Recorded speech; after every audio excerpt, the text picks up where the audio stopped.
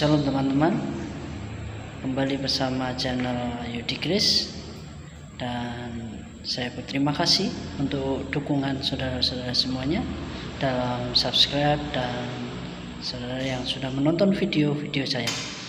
Dan di video kali ini saya ingin mengajak teman-teman untuk boleh mendengarkan, melihat kesaksian dari seseorang yang dulunya sempat dia membenci anak Tuhan Yesus Kristus, bahkan sampai akhirnya dia membunuhnya, namun tanpa dia ketahui bahwa yang dia bunuh ternyata Tuhan membuatnya hidup.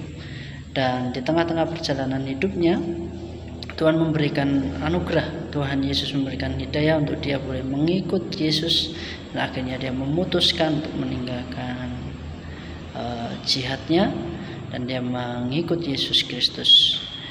Mari kita simak videonya, dan saya percaya saudara semuanya pasti akan diberkati bahwa Tuhan kita adalah Tuhan Yesus yang hidup. Dia sanggup mendengar setiap doa kita dan dia akan menjamah setiap kita. Hanya dia yang sanggup mengubahkan hati kita. Tuhan Yesus memberkati.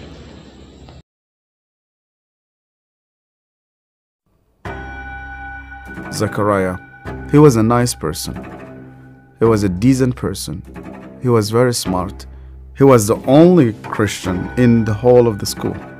And I hated him. Because I thought as a Muslim, I must be better than him. But he was better than I. We start to beat him every single day that we come to school. And we agreed on that night, we need to kill him. It was dark. It was cold. And we went ahead of him. And we were 5 of us. We climbed a tree and we waited there. And from far away, we saw that a torch coming. And the light became bigger and bigger as it approached us. And the minute that he just went under the tree, we jumped at him. He was crying, he was screaming, he was shouting. We broke his arm, we broke his leg. He started to bleed, and because he started to scream and begging for help, I put my hand in his mouth so that no noise will come out of it. Similar when you are slaughtering a sheep, it's just shivering, and the others were beating him. I felt very proud. You were actually doing something for Allah. You want to please him. And suddenly, he could no longer breathe, and we could not hear his voice. We left him in the wood between life and death. We went back, you wash yourself, and you pray. And Zechariah never came back. We've never seen him again. I was born and raised up in a very, very fanatic Muslim family. When I was a child, my father brought me to a Quran school. I was only 8 years old, and my father just dropped me there. They shaved my head. We sat in a circle. The Shaykh sat in the middle of this circle, and he has a very long whip. I was forced to memorize the Quran. Every mistake that you do, this whip will just come right in the middle of your head. You're not allowed to cry, because in our culture they tell you men never cry. I was crying every single night. And they told me you belong to the Islamic Ummah, and that's why you fight for it, you stay loyal to it. I started to hate people, to hate everybody who's not a Muslim. And I especially used to hate the Jews. So I was preparing myself to go and fight for Allah in the Jihad. But every night I went to bed, and when we put the light off, I did not know what will happen with me if I die. My cousin was severely sick, and the doctors, they said he's going to die. They gave him only a couple of days. And one day came 2 people. They were Coptic Christians, and one of them wanted to greet me, and then I saw he had a cross And then I pulled my hand back. I said, well, I'm not going to touch a hand with a cross. And then he said to me, we hear that this child is sick. We would like to pray for him. And only out of politeness, I told them, okay. And they started to speak to God like a person that he speaks to his friend. They said, God, please heal this child.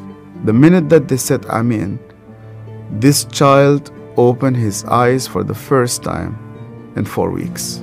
He started to move his hands. He started to speak. He sat down in his bed and he started to walk. And one of those two persons who prayed sat down with me and he said to me, you know what? The real miracle is that God wants to change your heart. Do you believe that Yeshua is alive? And I told him, yeah. Because according to the Islamic tradition, God took him to heaven and he's alive and he will come back one day.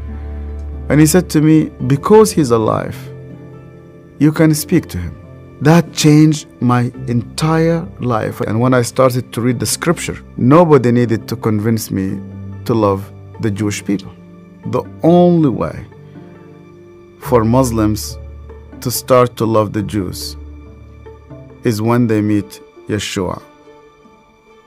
I loved my family, I loved my father, I loved my mother, and I loved my community. And when I decided to follow Yeshua, my grandfather and my father said to me, you are no longer one of us. They made a funeral.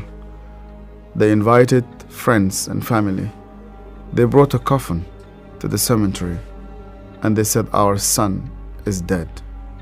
To be declared dead with no family. I said to God, where are you? I heard this voice, and this voice told me, you know that the grave where your name is written, you know that grave is empty. And guess what? My grave is also empty. I went to Egypt for the first time after many years, and I was in a pastoral conference.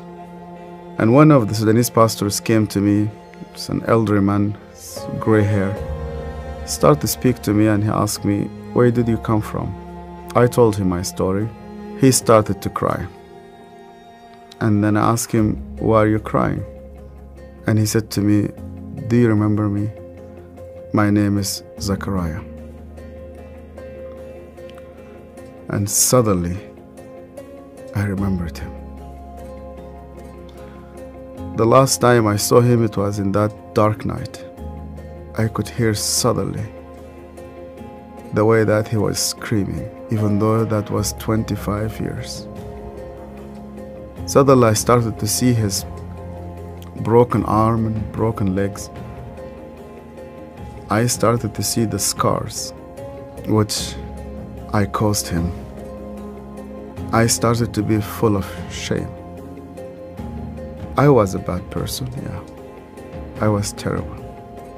So Zachariah looked me straight into the eye again and he said to me, Yasser, because you hated me so much, I was always praying for you. He opened his Bible, and the minute he opened his Bible, I saw that my name was written in the first page. I hated him. He prayed for me. On that day, God confronted me. He said to me, even before you start to think about me, I was thinking about you. To love those who hate you, you need someone whose name is Yeshua.